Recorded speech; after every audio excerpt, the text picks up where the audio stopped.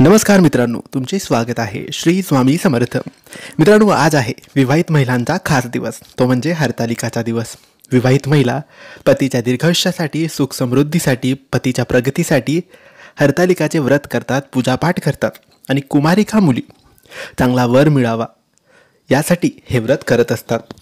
मित्रांनो, आज महिलांचा खास दिवस, हरतालिकाचा दिवस, शुभ मुहूर्त आजचा दिवस मानला जातो. तर या दिवशी तुम्हाला संध्याकाळी देवघरासमोर बसून किंवा तुम्ही जी पूजा मांडली असेल त्या पूजेच्या समोर बसून हा मंत्र बोलला तरी चालेल, किंवा तुमच्या देवघरासमोर बसून हा मंत्र बोलला तरी चालेल.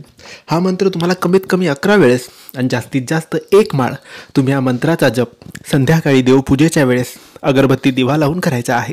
महिलांनी सुद्धा करायचा आणि कुमारिका मुलींनी सुद्धा करायचा.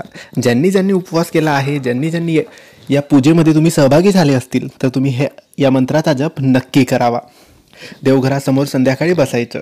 तुमची आरती, देवपूजा, जी सेवा असेल ती झाल्यानंतर तुम्ही हात जोडून प्रार्थना करायची पतीच्या दीर्घायुष्यासाठी, कुमारिका मुलींनी चांगला वर मिळावा म्हणून, किंवा सुखसमृद्धीसाठी, पतीच्या प्रगतीसाठी तुम्ही हे व्रत करायचं आहे. तुम्ही ज्यांच्यासाठी हे व्रत केले त्यांच्या दीर्घायुष्यासाठी, प्रगतीसाठी, सुखसमृद्धीसाठी तुम्ही प्रार्थना करायची.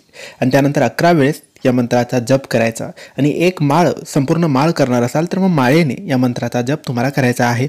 मनोभावाने, श्रद्धेने, विश्वासाने तुम्ही या मंत्राचा जप करा. कोणतीही घाई न करता अगदी सावकाश, हळुवारपणे या मंत्राचा जप करा. हा मंत्र काही असा आहे: ओम उमा महेश्वराय नमः.